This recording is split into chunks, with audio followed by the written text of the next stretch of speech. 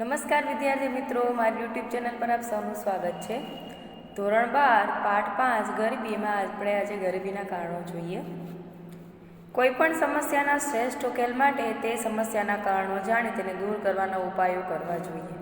આપણે કોઈ પણ સમસ્યા હોય પહેલાં તેના કારણો જાણી અને પછી તેને ઉપાયો એવા કરવા જોઈએ જેથી કરીને એ સમસ્યા છે એનું નિવારણ લાવી શકાય. ગરીબીની સમસ્યાનો ઉકેલ લાવવા ગરીબી માટેના કારણો સમજવા જરૂરી છે. ભારતમાં ગરીબી માટેના મુખ્ય કારણો નીચે મુજબ છે. કયા કયા કારણો છે ભારતની ગરીબીના એ આપણે જોઈએ. ઐતિહાસિક કારણો એટલે કે જે ભૂતકાળમાં બની ગઈ છે તે ઘટનાઓ તે પણ ભાગ ભજવે છે ગરીબી માટે. ઇતિહાસકારો જણાવે છે કે 17મી સદીમાં ભારત પ્રમાણમાં વધુ શહેરીકૃત અને વ્યવસાયિક રાષ્ટ્ર હતું. વેપારમાં ભારત સુતરાઉ કાપડના નિકાસમાં મોટો હિસ્સો ધરાવતું હતું. તેની સાથે સિલ્ક, મરી મસાલા, ચોખાની નિકાસ પણ કરતું હતું.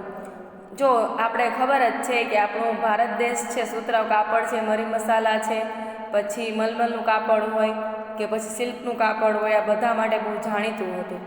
પરંતુ ભારતમાં અંગ્રેજો, ફ્રેન્ચ, ડચ જેવી પ્રજાના આગમન બાદ તેમની સંસ્થાનવાદી શોષણની નીતિને કારણે ભારતમાં ખેતી અને ઉદ્યોગની પરિસ્થિતિ કથળતી થઈ ગઈ. એટલે સાવ આ બધા ઉદ્યોગો છે એ પડી ભાગ્યા. અંગ્રેજોના શાસનકાળ દરમિયાન વિવિધ કારણોસર ભારતમાં ખેતી ક્ષેત્રની સ્થિતિ નાજુક બની હતી. એક તરફ ભારતમાં ખેતી વરસાદ પર આધારિત હતી, ત્યાં બ્રિટિશ શાસનને સિંચાઈ માટે મૂડીરોકાણમાં ખાસ રસ દાખવ્યો નહીં કે ને ખાસ કોઈ રસ ન દાખવ્યો. બીજી તરફ વારંવાર પડતા દુષ્કાળો, જમીનદારી પ્રથા, વધતી જમીન મહેસૂલ, સાંત પ્રથા વગેરે કારણે ખેડૂતો આર્થિક રીતે પાયમાલ બની ગયા. જમીનદારો, શાહુકારો, મોટા વેપારીઓ દ્વારા અપાતા ધિરાણ અને વ્યાજના બોજા હેઠળ દબાઈ ગયા. ખેડૂતો જમીન વિહોણા બનતા ગયા. ખેડૂત અને ખેતી બેહાલ બન્યા, પરિણામે ગરીબીમાં વધારો થતો ગયો. કે ટૂંકમાં જે ખેડૂતો હતા એનું શોષણ થયું, આથી તે ખેડૂતો છે એ બિચારા બેમાલ થઈ ગયા અને ગરીબીમાં વધારો થઈ ગયો. ઉદ્યોગ અને વેપારની બાબતમાં અંગ્રેજો દ્વારા ભારતમાં એવા પ્રકારની વેપાર નીતિ, કર નીતિ તેમજ ઔદ્યોગિક નીતિ અમલમાં મૂકવામાં આવી કે જેથી અંગ્રેજોને ભારતમાં વેપારી ફાયદો થાય, કે ભારતમાં અંગ્રેજોને પોતાનો ફાયદો થાય એવી રીતના એને ઉદ્યોગ ક્ષેત્રે પોતાની વેપાર નીતિ મૂકી. ભારતીય નિકાસો માટે યુરોપના બજારોમાં વિવિધ પ્રતિબંધો મૂકવામાં આવ્યા. જ્યારે ઇંગ્લેન્ડમાં ઉત્પાદિત વસ્તુઓના ભારતમાં વેચાણ માટે વિશેષ પ્રકારની કર રાહતો અને છૂટછાટો આપવામાં આવી. તેમજ આ પેદાશોને દેશના ખૂણે ખૂણા સુધી પહોંચાડવા રેલવેનો ઉપયોગ કરવામાં આવ્યો. આ પ્રકારની નીતિથી અંગ્રેજોને ભારતમાં ઉત્પાદન અને વેચાણથી અધિશેષ પ્રાપ્ત થતો, જેનું તેઓ દ્વારા ઇંગ્લેન્ડમાં મૂડીરોકાણ કરી ઔદ્યોગિકરણને વેગ આપ્યો અને ત્યાંના ઉત્પાદિત માલના વેચાણ માટે ભારતીય બજારનો ઉપયોગ કર્યો. આ વ્યવસ્થામાં ભારતીય ઉદ્યોગો અને વેપારીઓની હરીફાઈ શક્તિ, ઉત્પાદન શક્તિ ઘટવા લાગી. ભારતના નાના અને ગૃહ ઉદ્યોગો પાયમાલ થવા લાગ્યા. પરિણામે ભારતમાં બેકારી અને ગરીબી વધવા લાગી. કે આ બધા વસ્તુના કારણે જે આપણા ભારતમાં જે ગૃહ ઉદ્યોગો હતો, નાના ઉદ્યોગો હતા, એ બધા પાયમાલ થયા અને બેકારી અને ગરીબી છે એમાં વધારો થતો ગયો. આ ઐતિહાસિક કારણો હતા. હવે આપણે જોઈએ ગ્રામીણ ગરીબીના કારણો. જો ગરીબી ક્ષેત્રે પણ ઘણા બધા કારણો હોય છે. એમાં છે ગ્રામીણ ગરીબીના શું કારણો હોય? કુદરતી પરિબળો. ભારત શરૂઆત હતો ભારતનો ત્યારથી ખેતી પ્રધાન દેશ રહ્યો છે. આજે પણ વસ્તીનો એક મોટો હિસ્સો ગામડાઓમાં ખેતી ક્ષેત્ર પર નિર્ભર છે. ભારતમાં ખેતી ક્ષેત્રે ઉત્પાદનનો આધાર મુખ્યત્વે કુદરતી પરિબળો જેમ કે વરસાદ, હવામાન વગેરે બાબતો પર રહેલો છે. વારંવાર પડતા દુષ્કાળ, વરસાદની અનિશ્ચિતતા, પૂર વગેરેને કારણે ખેતી ક્ષેત્રે ઉત્પાદન તથા આવકો ઓછી અને અનિશ્ચિત રહે છે. પરિણામે ગરીબી વધુ જોવા મળે છે. તો આવી રીતના કુદરતી પરિબળો ગ્રામીણ ક્ષેત્રે જવાબદાર છે. પછી શું કહે છે? વસ્તી વિષયક પરિબળો. ભારતમાં આઝાદી પછી આયોજન કાળ દરમિયાન આર્થિક વિકાસ સાથે ઝડપથી સુધરતી આરોગ્ય સેવાઓને કારણે એક તરફ મૃત્યુદરમાં ઝડપથી ઘટાડો થયો અને સામે પક્ષે જન્મદરમાં ખાસ ઘટાડો થયો નહીં, જેના પરિણામે ઊંચો વસ્તી વૃદ્ધિ દર જોવા મળ્યો. ઝડપથી વધતી વસ્તીને કારણે માથાદીઠ આવકમાં ખાસ વધારો થયો નહીં. નીચી માથાદીઠ આવક અને કુટુંબોના મોટા કદને કારણે જીવનની ગુણવત્તાના સ્તર નીચા ગયા. વધતી વસ્તીને કારણે શ્રમના પુરવઠામાં ઝડપથી વધારો થયો, પરંતુ રોજગારીની તકોમાં ધીમો વધારો થવાને કારણે વેતન દરો ઘટ્યા. બેરોજગારી વધતી ગઈ, પરિણામે ગરીબીમાં વધારો થયો. તે એક મોટી વસ્તી છે, વસ્તી વિસ્ફોટ એ પણ એક ગરીબીનું કારણ સાબિત થયું છે. પછી છે આર્થિક કારણો. આર્થિક કારણોમાં છે શ્રમિક દીઠ નીચી ખેત ઉત્પાદકતા. ભારતમાં ગ્રામ્ય ક્ષેત્રે ગરીબી વધુ હોવા માટેનું એક મહત્વનું કારણ એ કૃષિ ક્ષેત્રે શ્રમિકની નીચી ખેત ઉત્પાદકતા છે. કૃષિ ક્ષેત્રે સિંચાઈની સગવડોનો અભાવ, અપૂરતી ટેકનોલોજી, શિક્ષણ અને તાલીમની ઉણપ, મૂડીરોકાણનો નીચો દર, વસ્તીનું વધુ પડતું ભરણ વગેરેના કારણે શ્રમિક દીઠ ખેત ઉત્પાદકતા નીચી રહે છે. પરિણામે ખેડૂતોની આવક નીચી રહેવા ગરીબીનું પ્રમાણ વધુ જોવા મળે છે. કે આ બધી વસ્તુના કારણે જો વ્યક્તિ છે, એક તો ભણેલો ગણેલો ન હોય, ટેકનોલોજીનો અભાવ હોય, વસ્તુઓની ખામી હોય, તો આ બધી વસ્તુના કારણે છે એ ઉત્પાદકતા કેવી નીચી રહે છે, ગરીબીનું પ્રમાણ વધુ જોવા મળે છે. પછી બીજું કારણ છે જમીન તથા સંપત્તિની અસમાન વહેંચણી. ખેતી માટે જમીન ખૂબ જ મહત્ત્વની છે. ભારતમાં અંગ્રેજોના શાસનકાળથી જ જમીનદારી પ્રથા જેવી વ્યવસ્થાને કારણે જમીનની માલિકી મુઠ્ઠીભર જમીનદારોના હાથમાં હતી. આ વર્ગ ખેતી સાથે પ્રત્યક્ષ રીતે સંકળાયેલો ન હોવાથી તેઓએ ખેતી ક્ષેત્રના વિકાસ માટે મૂડીરોકાણમાં રસ ન હતો. બીજી તરફ જમીન પર ખેતી કરનાર ખેતમજૂરો કે ભાગ્યા હતા, જેમને પોતાની જમીન માલિકી ન હોવાથી તેઓને પણ ખેતી ક્ષેત્ર મૂડીરોકાણમાં રસ ન હતો. પરિણામે ખેતી ક્ષેત્રે ખેત ઉત્પાદન અને ખેત ઉત્પાદકતા નીચી રહેતા ગરીબીનું પ્રમાણ ઓછું જોવા મળ્યું છે. કે જમીન અમુક લોકોની જોઈને તે અમુક વ્યક્તિઓને ખેતી કરવા માટે આપે, આથી તેઓને કોઈ રસ ન હોય તેમાં મૂડીરોકાણ કરે. ઉપરાંત જે જમીન માલિકી હોય તે પણ પોતાનો રસ ના દાખવતા હોય જમીનની ક્ષેત્રે મૂડીરોકાણ કરવામાં, તો એના કારણે ખેત ઉત્પાદકતા નીચી જોવા મળતી અને ગરીબીનું પ્રમાણ ઓછું જોવા મળ્યું છે. નાના અને ગૃહ ઉદ્યોગોનો અલ્પ વિકાસ. ભારતમાં બીજી પંચવર્ષીય યોજનાથી આર્થિક વિકાસની વ્યૂહરચનાના ભાગરૂપે પાયાના અને ભારે ઉદ્યોગોને મહત્ત્વ આપવામાં આવ્યું, પરંતુ ગ્રામ્ય ક્ષેત્રે નાના અને ગૃહ ઉદ્યોગો કે જેમનો રોજગારી, ઉત્પાદન અને આવકમાં ખૂબ જ મોટો ફાળો આપે છે તેની અવગણના થઈ. આ ઉપરાંત ખેતીની સાથે સંલગ્ન ઉદ્યોગો જેવા કે પશુપાલન, ડેરી ઉદ્યોગ, મત્સ્યપાલન વગેરેને ઓછા વિકાસને કારણે મોસમી બેકારી પણ વધુ જોવા મળે છે. તેથી ગરીબીનું પ્રમાણ ઊંચું રહ્યું છે. કે ગ્રામ્ય ક્ષેત્રે જે ઉદ્યોગો છે એ પડી ભાંગ્યાથી ત્યાં મોસમી બેકારી જોવા મળે છે. પછી શું કહે છે કે તો ઝડપથી વધતા ભાવો. વધતા ભાવો ગરીબીને ગંભીર રીતે અસર કરે છે.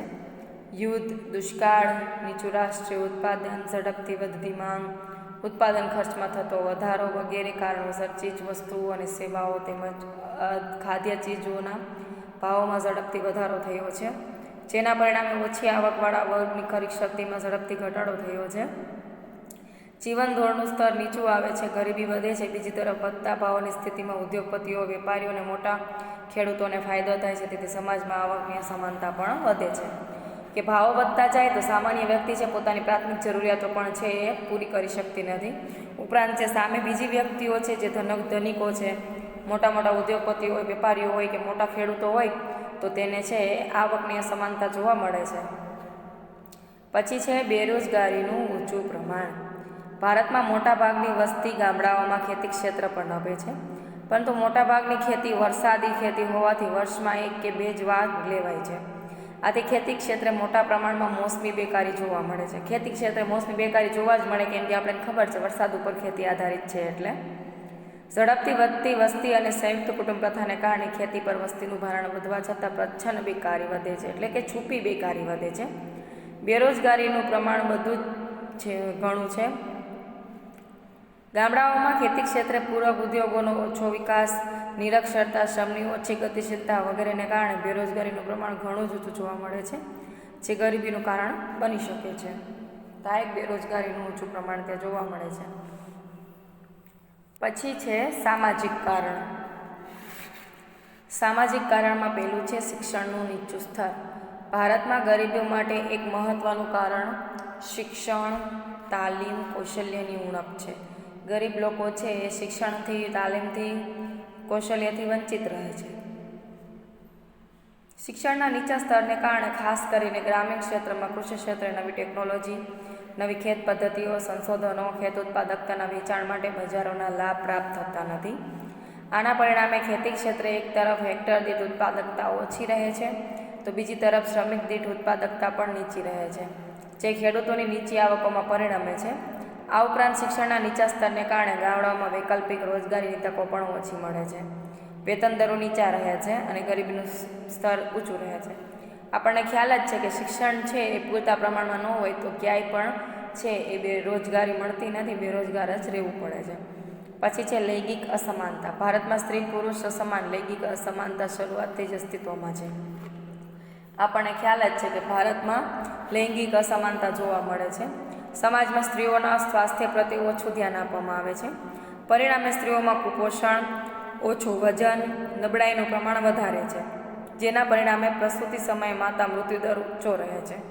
તેમજ નવા જન્મ લેતા બાળકોના સ્વાસ્થ્યમાં ઘટાડો કરે છે.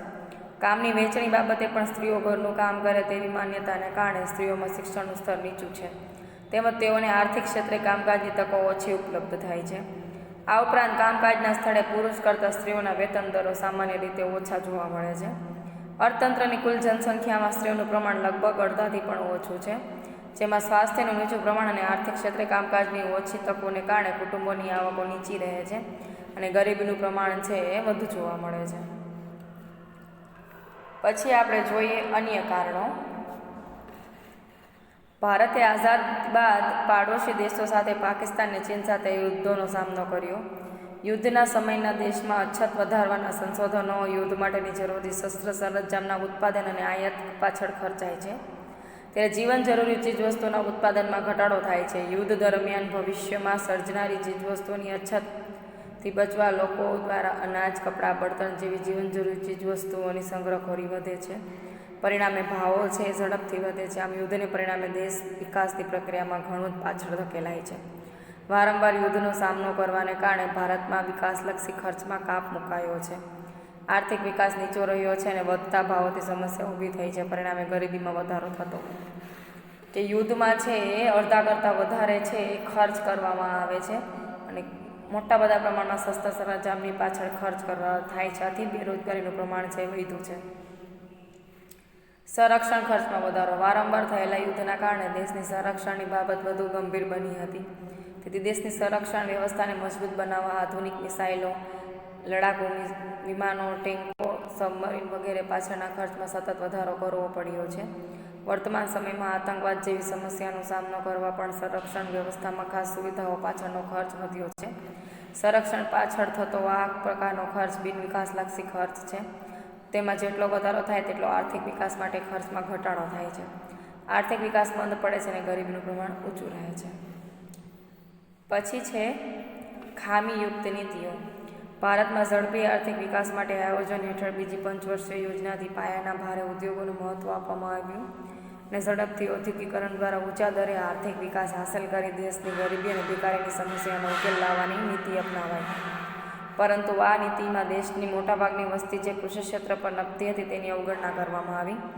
દેશમાં મોટાભાગની વસ્તીને રોજગારીની આવક પૂરી પાડવા ખેતી ક્ષેત્ર તેમજ નાના અને ગૃહ ઉદ્યોગોના ઓછા વિકાસને કારણે લોકોની આવકો નીચી રહી. આ ઉપરાંત આયોજનકાળ દરમિયાન ગરીબી અને બેકારીના નિવારણ માટેની જે વિવિધ યોજનાઓ શરૂ કરવામાં આવી તેમાં વારંવાર બદલાતી સરકારોને કારણે સાતત્ય અને સંકલનનો અભાવ જોવા મળ્યો.